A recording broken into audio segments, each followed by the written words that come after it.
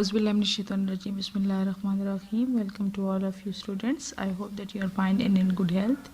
In this video we will discuss unit number 4, that is first aid. You know that translation is very much important. So let's start with the translation. Paragraph number first is we all need help at times in our lives. We all need, हम सबको ज़रूरत होती है बाज़ औक़ात इन our lives, हमारी ज़िंदगियों में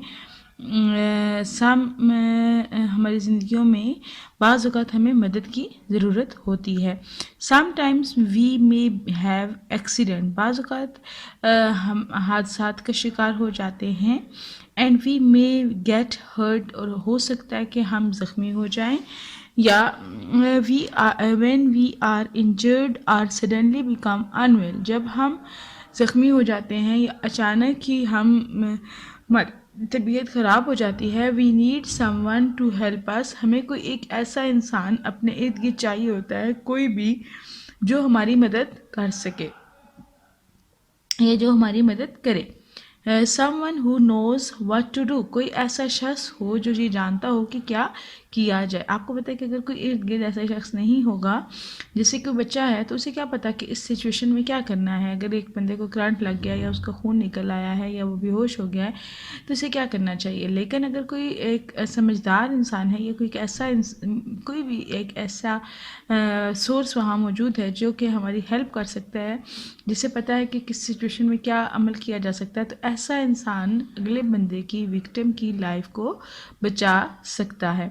it is a temporary and immediate help, ये जो मदद होती है ये आर्जी होती है. यानी देखिए, अगर किसी का खून निकल आया है उसके ऊपर अगर हम पट्टी कर देंगे तो ये उसका मुस्तकिल हल नहीं है, बल्कि क्या है, ये इसकी फौरी मदद है. यानी कि जितना पॉसिबल था उस नुकसान से बचना, उतना तो पॉसिबल हमने कर लिया.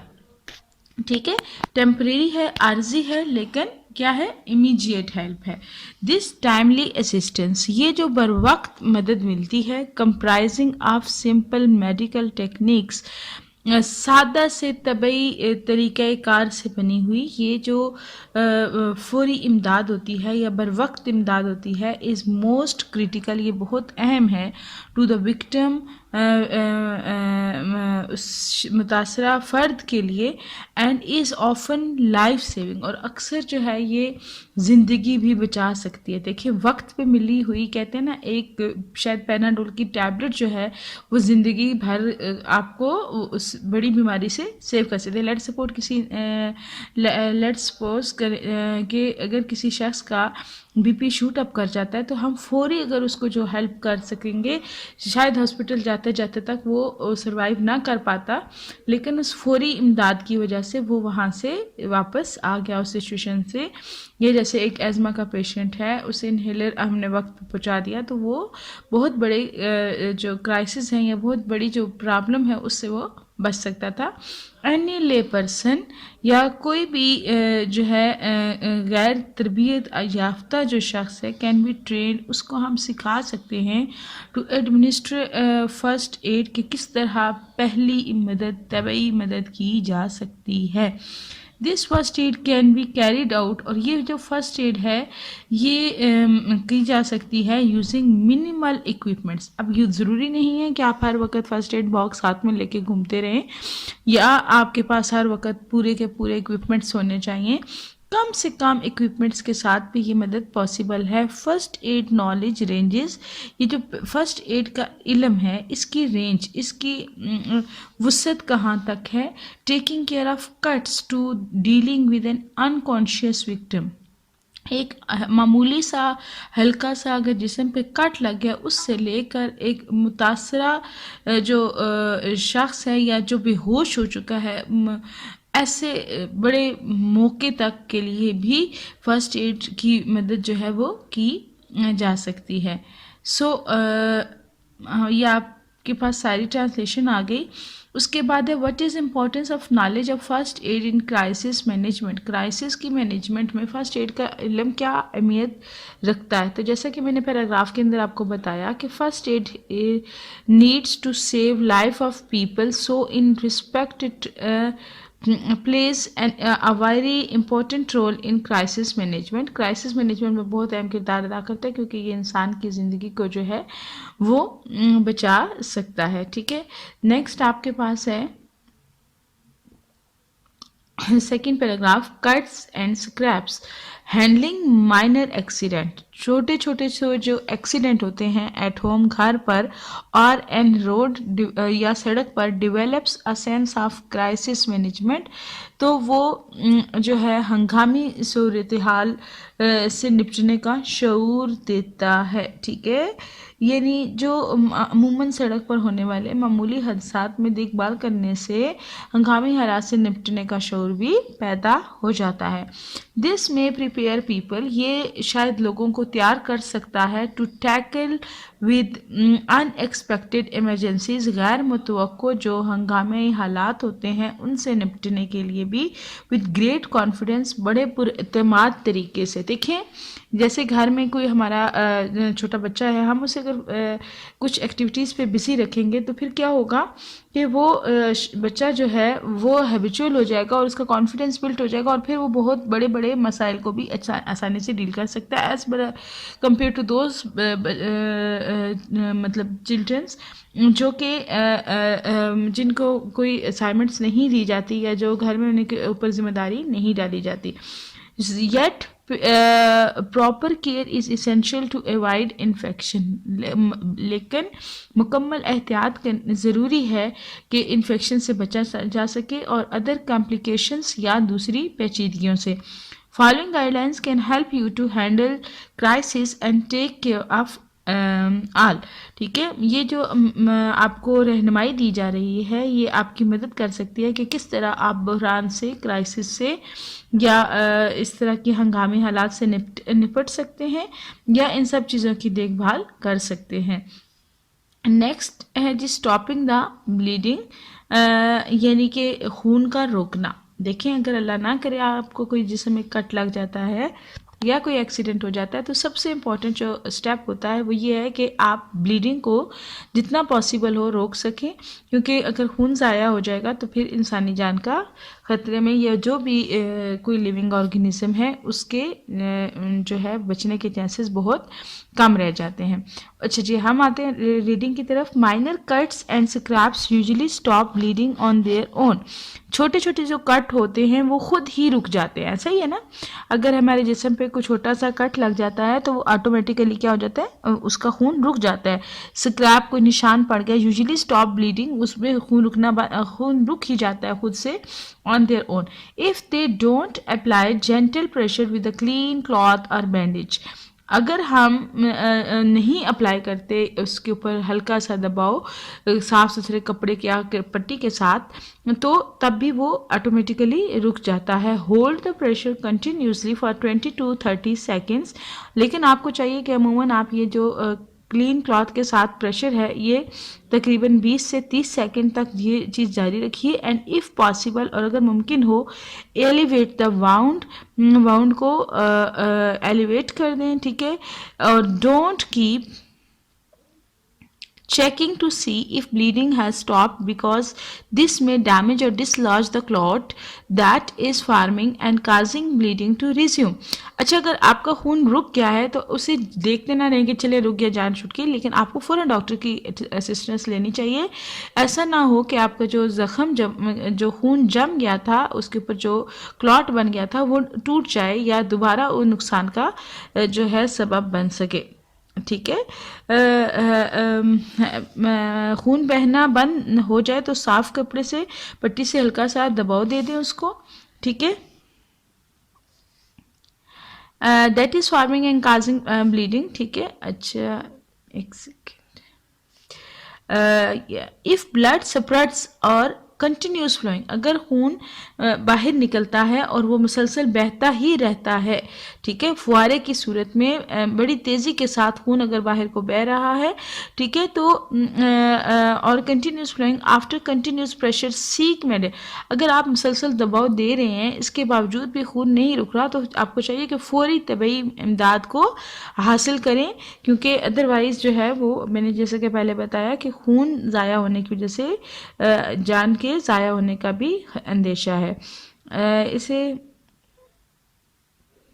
اس کے بعد یہ آگے آپ کے پاس ٹرانسلیشن موجود ہے. نیکسٹ ہم پیراگراف کی طرف چلتے ہیں. کلین دا واؤنڈ، زخم کو صاف کریں. چوتھا سٹیپ آ گیا. اگر کٹ لگ گیا، بلیڈنگ ہو گئی، تو چوتھا سٹیپ ہے کہ آپ زخم کو صاف کریں. رائنس آؤٹ دا واؤنڈ، زخم کو اچھی طرح پانی سے دھوئیں. ود کلیئر واٹر، صاف پانی سے. To clean the area around the wound, جو ارد گرد زخم کے حصہ ہے اس کو صابن کے ساتھ دھوئیں. یوز سوپ، صابن استعمال کریں. اینڈ واش کلاتھ، اور یا صاف ستھرا کوئی کپڑا لے لیں. But soap can irritate the wound, لیکن سوپ کو واؤنڈ کے ساتھ لگانے سے پرہیز کریں، کیونکہ وہ اس کے لیے اچھا نہیں ہے، وہ اسے اریٹیٹ کر سکتا ہے. So try to keep it out of the actual wound, اور اصل زخم سے اسے دور رکھنے کی کوشش کریں. اف ڈرٹ اور ڈیبرس، اگر گند یا کوئی گندگی کسی بھی قسم کی واؤنڈ کے اندر آپ کو نظر آ رہی ہے، ریمینز ان دا واؤنڈ، واؤنڈ میں باقی ہے. آفٹر واشنگ، دھونے کے باوجود بھی. یوز ٹویزر، تو اس کے لیے ٹویزر یعنی چٹکی کا استعمال کریں. کلین ود دا الکوہل، اور اسے پھر الکوہل وغیرہ کے ساتھ دھوئیں. ٹو ریموو دا پارٹیکلز، وہ پارٹیکل نکالنے کے لیے. اف ڈیبرس اسٹل ریمینز، اگر ڈیبرس پھر بھی رہ جاتا ہے، یعنی اگر گندگی پھر بھی رہ جاتی ہے، تو پھر آپ کو پتہ ہے کہ ہم little knowledge is always dangerous, تو خود سے کوئی حکمت وہاں نہ کریں، بلکہ سی یور ڈاکٹر، اپنے ڈاکٹر کو دکھائیے. تھارو کلیننگ، مسلسل اسے مکمل طور پر صاف کریں. ریڈیوسز دا رسک، وہ کم کر سکتا ہے خطرہ. آف انفیکشن اینڈ ٹیٹینس، یہ ٹیٹینس یا انفیکشن کا جو خطرہ ہے، یعنی ایجنٹ کاز ہو سکتا ہے، جیسے کہ آپ کو پتہ ہے پس کی صورت میں یا کسی صورت میں، ٹھیک ہے، تو اس سے جو ہے وہ بچا جا سکتا ہے. یہ اس کی ٹرانسلیشن اگین، ٹھیک ہے. صاف پانی سے دھو کر زخم صاف کریں. زخم کے ارد گرد کا حصہ صاف کرنے کے لیے صابن یا دھونے کا کپڑا استعمال کریں. تاہم صابن زخمی سوزش پیدا کر سکتا ہے. اصل زخم سے دور رکھیے اس کو. اگر دھونے کے بعد زخم میں گرد و غبار یا کوئی میل کچیل رہ جائے تو زراعت نکالنے کے لیے الکحل کے ساتھ اس چیز کی صفائی کی جائے، ٹھیک ہے. اور اس کے بعد جو ہے اچھی طرح صفائی کریں تاکہ انفیکشن یا تشنج کا خطرہ نہ ہو. اس کے بعد نیکسٹ آپ کے پاس ہے اپلائی اینٹی بایوٹک. کوئی بھی اینٹی بایوٹک استعمال کیجیے. After you clean the wound, جب آپ زخم کو صاف کر چکیں، apply a thin layer of an antibiotic cream, ہلکی سی کوئی بھی جراثیم کش کریم کا استعمال کریں، اور آئنٹمنٹ یا کسی بھی ملہم کا to help keep the surface moist, کیونکہ یہ اس سطح کو نم رکھتی ہے. The products don't make the wound heal, یہ جو مصنوعات ہیں یہ زخم کو ٹھیک نہیں کرتی، اس کا علاج نہیں کرتی فاسٹر، یعنی اس کو تیز نہیں کرتی. But they can help your body natural healing process work fast, لیکن یہ جو آپ کا قدرتی اللہ تعالیٰ نے آپ کی باڈی کے اندر ایک ہیلنگ پروسیس رکھا ہے، اس کو مجبور کرتی ہیں کہ وہ اپنا کام تیزی سے کرے، یعنی خود ان کا کوئی رول نہیں ہے، بس یہ اس پروسیس کو بڑھاتی ہیں. سرٹن انگریڈینٹس ان سم آئنٹمنٹ، کچھ مخصوص قسم کے انگریڈینٹس ہوتے ہیں، اجزاء ہوتے ہیں جو کہ ان آئنٹمنٹس میں شامل ہوتے ہیں. Can cause a mild rash in some people, تو ان کے وجہ سے باڈی میں کسی قسم کا ریش بھی اپیئر ہو سکتا ہے. اف اے ریش اپیئرز، اگر اپیئر ہو جائے اس طرح کا کوئی ریش سامنے آ جائے، اسٹاپ یوزنگ دا آئنٹمنٹ، تو وہ مرہم استعمال کرنی ختم کر دینی چاہیے، ٹھیک ہے.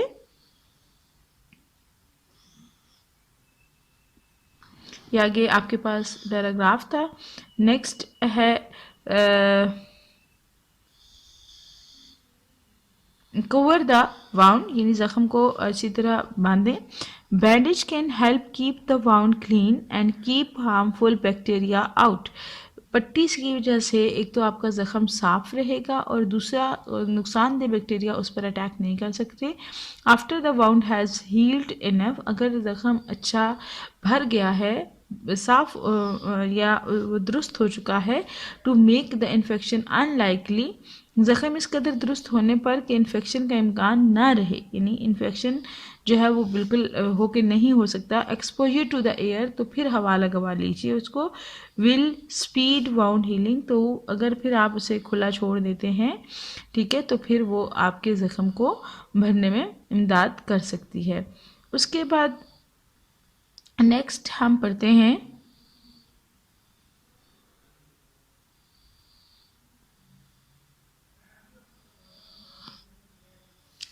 Change the dressing at least daily.